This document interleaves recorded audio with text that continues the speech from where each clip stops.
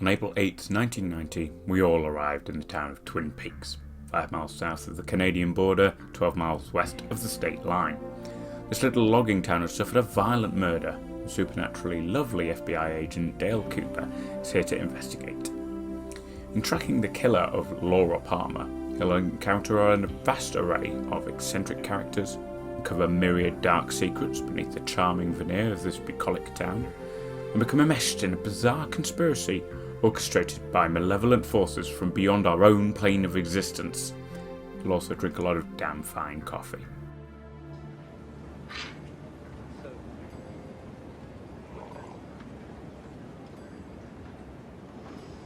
You know, this is, excuse me, a damn fine cup of coffee. I've had, I can't tell you how many cups of coffee in my life, and this is one of the best. Twin Peaks was the first TV venture for auteur-director David Lynch, who had already directed 4 feature films, including the critically acclaimed Elephant Man and the box office bomb Dune, which happens to be one of my personal favourite films. He was establishing the style for which he would become instantly recognisable: unique cinematography, vivid if eccentric characterisation, and a tendency towards the inexplicable that permeated an entire production. He co-created Twin Peaks with Mark Frost, who is often overshadowed by the renowned Lynch, but was himself an accomplished writer on the multi-award winning Hill Street Blues. His ability to write complex characters with long development trajectories is clearly behind many of the unique personalities in Twin Peaks. It also shines in the 2 books he wrote, The Secret History of Twin Peaks and The Final Dossier. If you are fascinated with the lore of Twin Peaks like me, and you don't mind some relatively concrete theories about exactly what happened there, I can't recommend these highly enough. On its surface, Twin Peaks appears to be some kind of police procedural, a mystery-like thriller, but so much else happens in this bizarre little town, far in the depths of the Washington state mountains.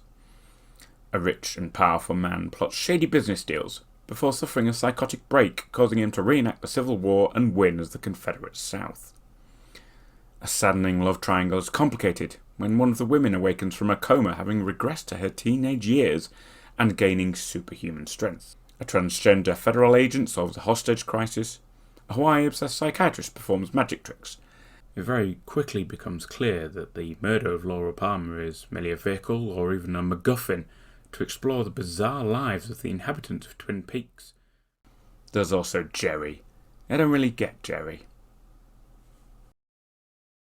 Hanging over it all, and one of the most memorable components of Twin Peaks, is the occasional and baffling interactions with the Black Lodge spirits.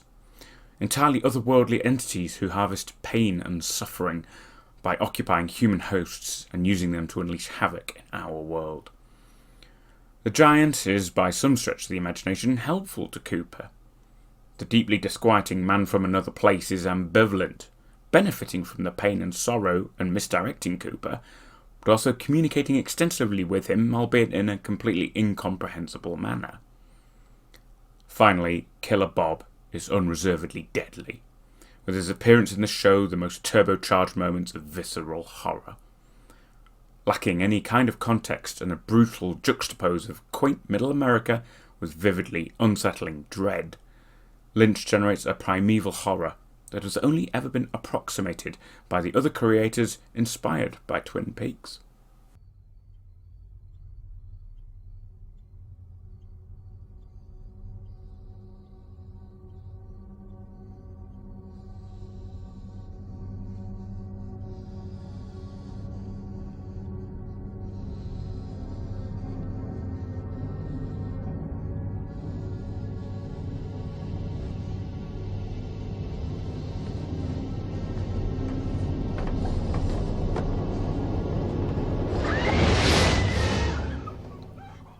And those inspirations run wide, from the fairly obvious case of Chris Carter's X-Files, which even features Twin Peaks alumni David Duchovny, to David Chase's The Sopranos, where dreams are a vital medium for Tony's progression as a character. Crucially though, and many critics agree, that the uniqueness of Twin Peaks broke down a lot of the old definitions around genres, restructuring the TV landscape. The most important seems to be a freedom not to pander to the viewer, but instead to feel entirely comfortable confusing them. Laura Palmer's murder becomes just one more mystery amidst a baffling sea of secrets, lies, and conspiracies. And in the depths of that sea was an indescribable, incomprehensible other world that continues to defy explanation 3 decades on. No explanation has ever really satisfactorily been tendered by the creators. Not that people haven't tried understanding it, of course, and trapped within this beautiful amber is the key, I think, to Twin Peaks' appeal. A show this complex and convoluted, breathtakingly quirky and complex characters navigating a half-perceived world gave something incomparable to fans: speculation. Who knew what Cooper's dreams meant, what the dancing dwarf was saying, or truly what evil lurked in the woods? But everyone had a theory, and in a major way everyone was talking about it. What we take for granted in TV shows today, where writers and producers artistically dangle tantalising possibilities in front of connection-crazed bloggers, was in its infancy with Frost and Lynch. There were so many clues, hints and tips that anyone could concoct an explanation, build a world of their own assumptions in the baffling dreamscape of Twin Peaks. It's a world of stories. To me, the behaviour of the lodge spirits is one of the most intriguing and exhilarating and terrifying components in the Twin Peaks lore. In years of watching creative, speculative television and film, I've never encountered entities so alien to our own way of thinking and acting.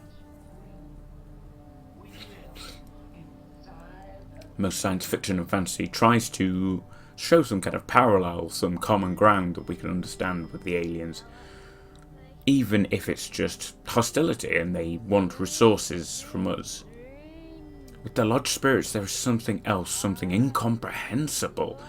They do prey on us, but their entire outlook, way of interacting with the world, indeed the very way time and space flows around them, does not seem anything like anything we encounter in our world.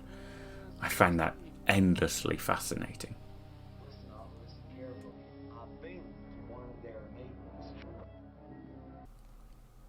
I focus mainly on the 2 series that are the original heart of Twin Peaks, but fans will appreciate the prequel movie, Fire Walk With Me. It's a sharp dissonant curve away from the cutesy folksy eccentricity of the series, but expands on the vaguely defined lore, and contains one of my favourite scenes. Who do you think this is there? There is Series 3, in which an amnesiac Dale Cooper inhabits one version or tulpa of himself, while his demonic alter ego Mr. C follows some nefarious and convoluted plot involving Major Garland Briggs, now a detached head in extra-dimensional space, and Agent Philip Jeffries, now a large kettle in a non-existent motel. As I say this, I realise that it can be difficult to follow, and there is precious little context at the best of times. Twin Peaks: The Return was David Lynch in full creative flow, with almost none of the restrictions a network would normally apply. Instead, he is content to tell his story in a way that only ever raises further questions. The murder of Laura Palmer is one incident in a story that had started with Agent Philip Jeffries and Gordon Cole of the FBI, and ends with them as well, perhaps. Other stories intersect with it, those of Lewis and Merriweather, Richard Nixon and Jack Parsons, Chet Desmond and Sam Stanley. Those of Major Garland Briggs, Audrey Horne and Norma Jennings. Those of Freddie Sykes, Duncan Todd and Tammy Preston. But never the whole story, and in the inexplicable spaces between we can carve out our own entire worlds. In such a never-ending cycle of stories, Twin Peaks remains eternally present, and hopefully an ongoing source of more tales. I would be remiss if I did not acknowledge the beautiful soundtrack of Angelo Badalamenti, the production skills of Sabrina Sutherland, the acting chops of Carl MacLachlan, Cheryl Lee, Michael Ontkean, Sherilyn Fenn, Harry Goers, Piper Laurie, so many more, all set in the picturesque setting of the Pacific Northwest.